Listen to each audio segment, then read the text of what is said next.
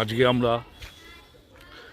ব্যারাকপুরের অন্নপূর্ণা মন্দিরে এসে উপস্থিত হয়েছি। আজ আমরা আমাদের পাড়া থেকে 15 জন এসে উপস্থিত হয়েছি। এখানে আমরা মন্দির দর্শন করব, মায়ের মূর্তি দর্শন করব এবং সকলে মিলে প্রসাদ গ্রহণ করব।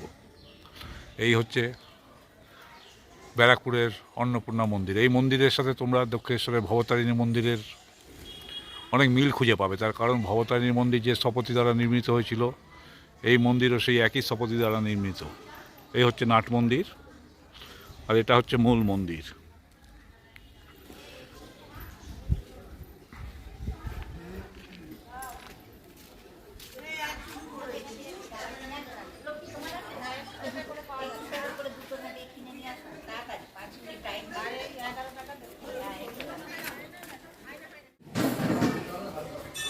এখানে ভোগ প্রসাদ গ্রহণের জায়গা, অনেক লোক একসাথে ভোগ প্রসাদ গ্রহণ করতে পারবে।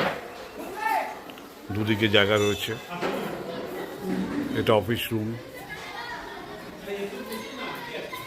এটা ভোগ ঘর। এখানে মায়ের প্রসাদের রান্নাবান্না সব হয়।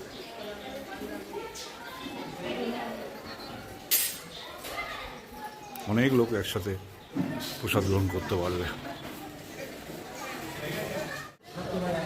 আমাদের 12 জন এখানে ভোগের জন্য আসন গ্রহণ করেছে, দেখতে পাচ্ছেন আপনারা। এখানে ভোগের নিয়মটা বলে দিই। এখানের আগের দিন আপনাদের নাম লেখাতে হবে যে কজন আসবেন। নাম লেখানোর পর যেদিন আসবেন সেদিন বেলা 11টার মধ্যে এসে আপনাদের কুপন সংগ্রহ করতে হবে। কুপনের মূল্য হচ্ছে, এখানে যদি বসে খান, যারা এরা বসে খাচ্ছে, প্রতিটা কুপনের মূল্য 120 টাকা। আর যদি আপনি পার্সেল নিয়ে যেতে চান, এরাই কন্টেনার করে আপনাকে সুন্দরভাবে প্যাক করে দেবে, সেটার মূল্য হচ্ছে 170 টাকা। এইভাবে আপনারা এখান থেকে পার্সেলও নিয়ে যেতে পারেন, এখান থেকে বসেও খেয়ে যেতে পারেন। আমরা যে পাড়া থেকে 15 জন এসেছি, সেখানে সবাই এখানে আজকে বসে খাবে, খালি 2 জনের পার্সেল নিয়ে যাবে। আপনারা এখানে আসবেন। ব্যারাকপুরে একটা প্রসিদ্ধ মন্দির, এটা অনেক পুরনো মন্দির। মা ভবতারিণী মন্দিরের আদলে এই মন্দির গড়ে উঠেছে। খুবই ভালো লাগবে, আসবেন। আমাদের প্রসাদ খাওয়া হয়ে গেছে, এখন আইসক্রিম খাওয়ার পালা চলছে। এখন সবাই আইসক্রিম খাচ্ছে, আইসক্রিম খাওয়ার পালা চলছে। আইসক্রিম খেয়ে যে যার বাড়ির অভিমুখে রওনা দেবে।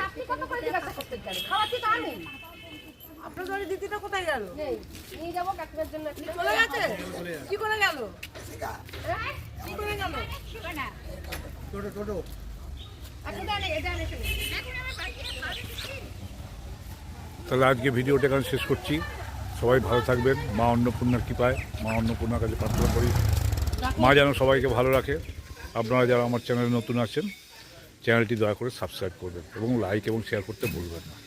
ধন্যবাদ।